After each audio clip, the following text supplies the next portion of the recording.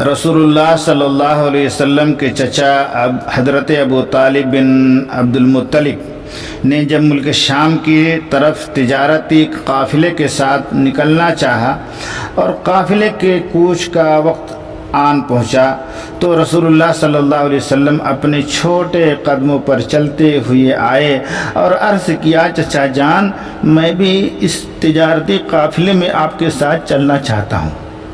मैं आपके बग़ैर अकेले नहीं रह सकता, आपकी याद मुझे सताएगी। और फिर अबू तालिब ने ऊँटनी की नकेल पकड़कर अपने प्यारी भरी हुई आवाज़ में कहा कि चचा जान का कलमा है कि आखिर आप मुझे किसके हवाले करके सफ़र पर जा रहे हैं। हुजूर ने फरमाया चचा जान से कि आखिर आप मुझे किसके हवाले करके सफ़र पर जा रहे हैं। मेरे अब्बू जान भी मेरी देखभाल के लिए इस दुनिया में नहीं रहे और ना ही मेरी अम्मी जान अब इस दुनिया में मेरे लिए ज़िंदा हैं। ये जुमला जब किसी यतीम और मासूम बच्चे की ज़ुबान से निकले जिसने अपनी ज़िंदगी की खुशियाँ माँ बाप की शक्ल में ना देखी हों तो उसके मुरब्बी पर क्या कुछ असर पड़ता है, उसका अंदाज़ा वही लोग कर सकते हैं जिन्होंने अबू तालिब की परवरिश और परदाख्त में परवान चढ़ने वाले इस यतीम बच्चे की तरह किसी मासूम की देखभाल की जिम्मेदारी अपने सर ले रखी हो। नौखेज़ ज़ुबान से निकलने वाले जुमले से चचा का दिल एकदम पसीज गया और फ़ौरन भतीजे की दिलजोई के लिए गोया हुए। कह रहे, अल्लाह की कसम, मैं अपने भतीजे को अपने साथ लेकर जाऊंगा, ये मुझसे जुदा नहीं हो सकता और ना ही मैं इसे कभी अलहदा रहूँगा। चुनांचे हज़रत अबू तालिब ने भतीजे को साथ लिया और काफ़िले के साथ मुल्क शाम की तरफ रवाना हो गए। तवील सफ़र तय करके सरज़मीन शाम के मुकाम बुसरा में पहुँचे और काफ़िले के साथ वहीं पड़ाव डाला। वहाँ के गिरजाघर में एक यहूदी, एक पारसी रहा करता था। एक पारसी मजूसी का नाम है ईसाई, गिरजाघर में एक पारसी रहा करता था जिसका नाम बुहैरा था। ईसाइयों के दावे के मुताबिक वो दीन मसीह का सबसे बड़ा आलिम था और यही उनका अकीदा भी है कि जो भी पादरी बनता है वह अपने पेशवा से मौरूसी इल्म हासिल करता है और वही मजहबी रहनुमा भी होता है। इस सफ़र से कबल भी मक्का के ताजिरों का मामूल था कि वो तिजारती काफ़िले के साथ जब मुल्क शाम का सफ़र करते तो अक्सर व बेशतर बुसरा में उस गिरजा घर के करीब अपना पड़ाव डालते हैं। लेकिन कभी ऐसा नहीं हुआ कि वो पादरी अपने गिरजा घर से निकलकर इनके पास आया हो और उनके किसी किस्म की गुफ्तगू की हो। मगर अजीब इत्तेफाक, इस बार उसने न सिर्फ ये कि उनसे गुफ्तगू की बल्कि पूरे काफ़िले के लिए दावत आम का एहतमाम भी किया। सीरत निगारों का कहना है कि पादरी की इस दावत का राज दरअसल रसूल अकरम सल्लल्लाहु अलैहि वसल्लम पर ज़ाहिर होने वाली नबूवत की निशानी थी जिसे पादरी ने देख लिया था। बात दरअसल ये थी, जब काफिला दूर दराज का तवील सफ़र तय करके बुसरा के गिरजा घर के करीब पहुंचा तो उस पादरी ने काफिले के ऊपर एक बादल देखा जो सारे लोगों को छोड़कर एक छोटे से बच्चे पर अपना साया किए हुए था। जब काफिले ने गिरजा घर के करीब एक दरख्त के नीचे पड़ाव डाला तो बादल ने दरख्त पर अपना साया फैला दिया और दरख्त की डालियों ने रसूल अकरम सल्लल्लाहु अलैहि वसल्लम की तरफ झुककर उनको अपनी छांव में ले लिया। ये सारा मंजर पादरी अपने गिरजा घर से देख रहा था।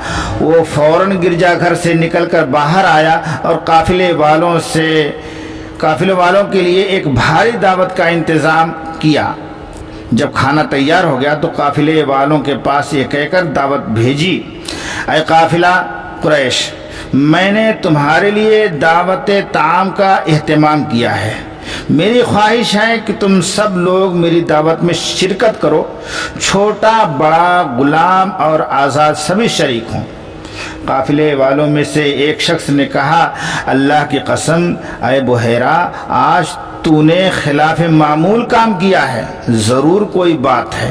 اس دعوت کا اہتمام تو نے پہلے کبھی نہیں کیا، جبکہ اکثر و بیشتر ہمارا گزر تیرے پاس سے ہی ہوتا ہے، پھر آخر آج کیا بات ہے؟ بحیرہ نے جواب دیا تو سچ کہتا ہے، بات وہی ہے جو تو کہتا ہے، لیکن تم میرے مہمان ہو، میری تمنا ہے میں تمہاری مہمان نوازی کروں، اس لیے میں نے تم لوگوں کے لیے دعوت طعام کا اہتمام کیا ہے، لہذا تم سب میری دعوت میں شریک ہو کر کھانا تناول کرو۔ چنانچہ قافلے کے تمام افراد پادری کی اس دعوت میں شریک ہوئے، صرف رسول اللہ صلی اللہ علیہ وسلم اس دعوت میں شرکت نہیں کر سکے کیونکہ آپ بچے تھے اور درخت کے نیچے قافلے کے سامان کی دیکھ بھال کر رہے تھے۔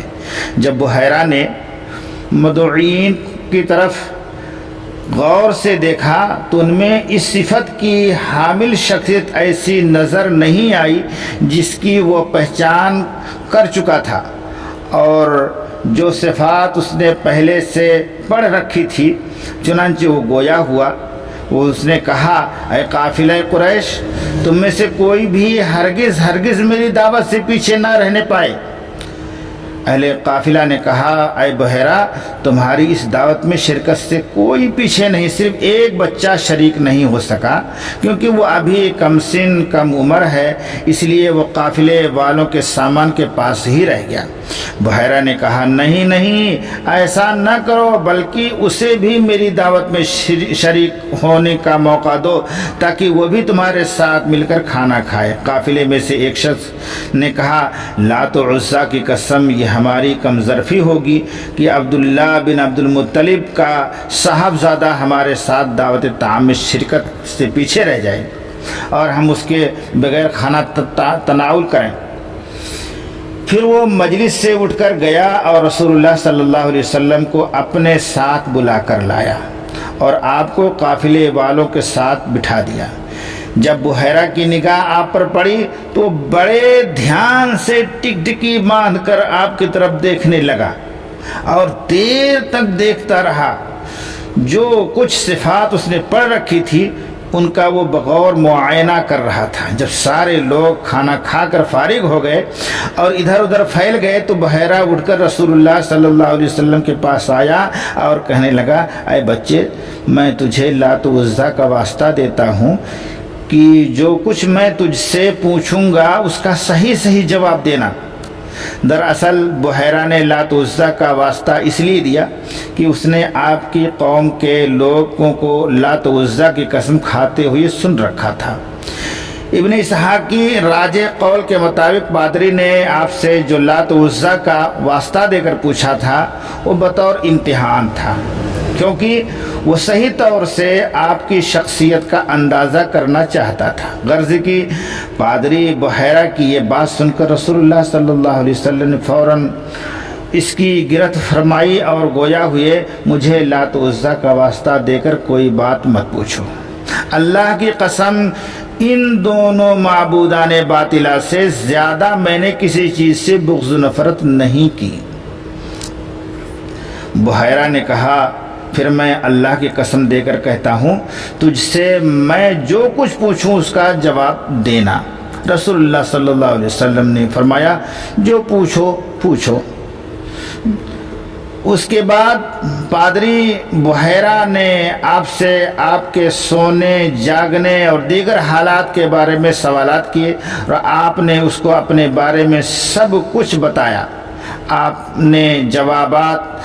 کے جوابات سن کر پادری بحیرہ نے وہ سارے اوصاف اپنے مطالعہ اور مشاہدہ کے موافق پائے جو کچھ اس نے پڑھے رکھے تھے یا آپ کے متعلق اپنے پیشواؤں سے سن رکھے تھے۔ پھر اس نے آپ کی پیٹھ پر دونوں موڑھوں کے درمیان مہر نبوت بھی دیکھی۔ پادری بحیرہ یہ سب دیکھنے سننے کے بعد رسول اللہ صلی اللہ علیہ وسلم کے چچا ابو طالب سے پوچھا یہ بچہ آپ کا کیا لگتا ہے؟ ابو طالب نے جواب دیا ابنی، یہ میرا بچہ ہے۔ پادری بحیرہ نے کہا یہ آپ کا بیٹا نہیں ہو سکتا اور نہ ہی آپ نہ ہی اس کا باپ زندہ ہو سکتا ہے۔ ابو طالب نے بتایا کہ دراصل یہ میرے بھائی کا لخت جگر ہے۔ پادری بحیرہ نے پوچھا اس کے والد کے متعلق بتائیں۔ ابو طالب نے بتایا اس کے والد کا انتقال اسی وقت ہو گیا جب کہ یہ شکم مادر میں تھا۔ پادری بحیرہ نے کہا آپ نے سچ فرمایا، اب آپ اس بچے کو لے کر پہلی فرصت میں اپنے وطن لوٹ جائیں اور یہودیوں سے ہوشیار رہیں۔ اللہ کی قسم اگر یہود اس بچے کو دیکھیں گے اور جو کچھ میں نے نبوت کی نشانیاں اس میں دیکھی ہیں وہ بھی دیکھ لیں گے تو اس کے ساتھ ناروا سلوک کریں گے اور ظلم ڈھائیں گے، کیونکہ مستقبل میں آپ کے اس بچے کی ایک عظیم شان ہونے والی ہے، اس لیے آپ جلدی سے اسے اپنے وطن لے کر کے چلے جائیں۔ حضرت ابو طالب نے جب بحیرہ راہب کی یہ بات سنی تو ملک شام میں اپنی تجارتی کاروبار سے فراغت پاتے ہی فوراً اپنے وطن کو روانہ ہو گئے اور رسول اکرم صلی اللہ علیہ وسلم کو لے کر مکہ مکرمہ پہنچ گئے۔ رسول اللہ صلی اللہ علیہ وسلم کی عمر اس وقت تقریباً 12 سال تھی۔